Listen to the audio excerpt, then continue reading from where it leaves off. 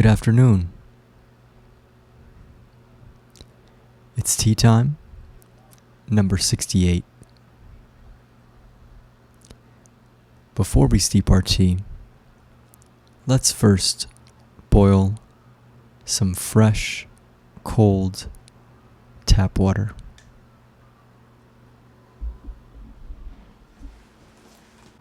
As our water heats up, let's take a look at this afternoon's tea.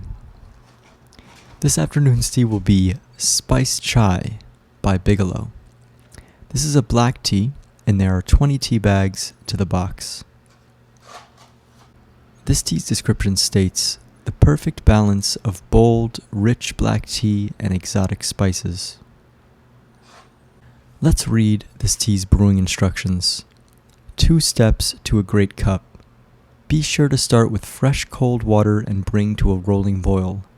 Pour over tea bag, steep for 4 minutes, or whatever time you like. Remove bag, but no squeezing, please. For iced tea by the glass, steep a little longer. Pour over ice. Our water has just reached boiling temperature. Let's open up this tea box and steep this tea.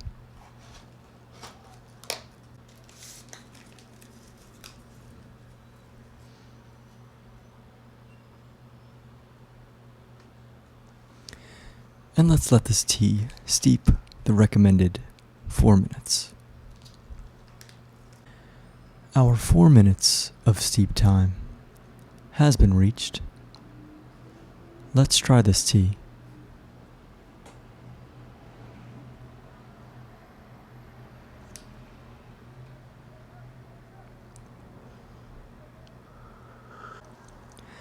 Well, I'm getting a vanilla, orange, cinnamon mixture that's really pleasant here and has a fair amount of sweetness.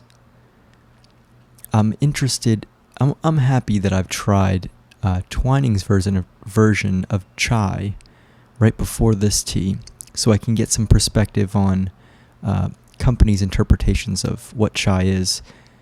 This tea in particular, I'm also interested in the fact that Bigelow hasn't mentioned their ingredients. They say black tea, spices, and natural flavors. And I wonder if that's because they want to keep their ingredients a secret in this blend. It's probably why. But already I'm getting a fair amount of difference in this tea than I was in the Twining's version of chai. I'm getting almost a coffee mate, kind of like, what are those things? They come in those plastic containers. They're like milk, but they're just creamers. I think that's what you call them, and they're all flavored. I'm kind of getting like a vanilla creamer flavored tea here. It's not a terrible thing, but this tea does remind me a bit of like holiday-esque Christmas type of hot cinnamon spice teas. So the most recent chai by Twining's that I had, I stated that I didn't love it because it was missing some punch, some zap, some moxie. And I can say the same thing about this tea here. This tea isn't really balanced. It's more cinnamon dominated, maybe cardamom dominated, and has this vanilla kind of, like I said, holiday gingerbread vibe. But my point is, it doesn't feel like it's missing that punch, even though it is. And the reason is because that sweetness really helps bring some fullness out of the tea and doesn't make me feel like I'm missing something.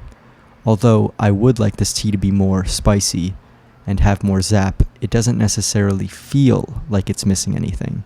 So I think that's key for this tea. So this chai, overall, less complex, more traditional, approachable,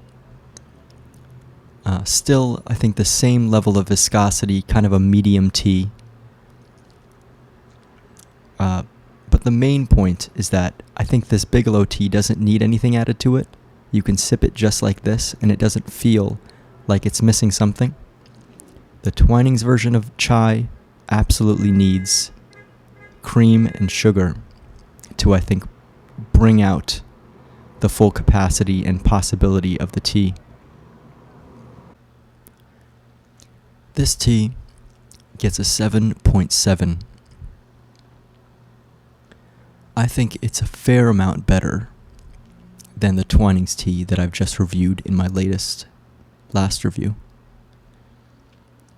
I think this tea has great, solid, classic, approachable qualities. And I think that helps boost this tea's rating. There's something about the tea that is maybe a little bit too approachable, a little bit too understandable, but I have to say I'm not necessarily getting tired of this tea after every sip. I think this tea is kind of like home. It's a little bit like that Bengal spice tea, but interestingly enough, I would think this tea is supposed to be spicier, but I think Bengal spice might be spicier by the same brand. But that's a review. Thanks so much for being here. Really enjoyed this one and hope to pick up some more chais to analyze and just understand these blends better. That's it. Cheers.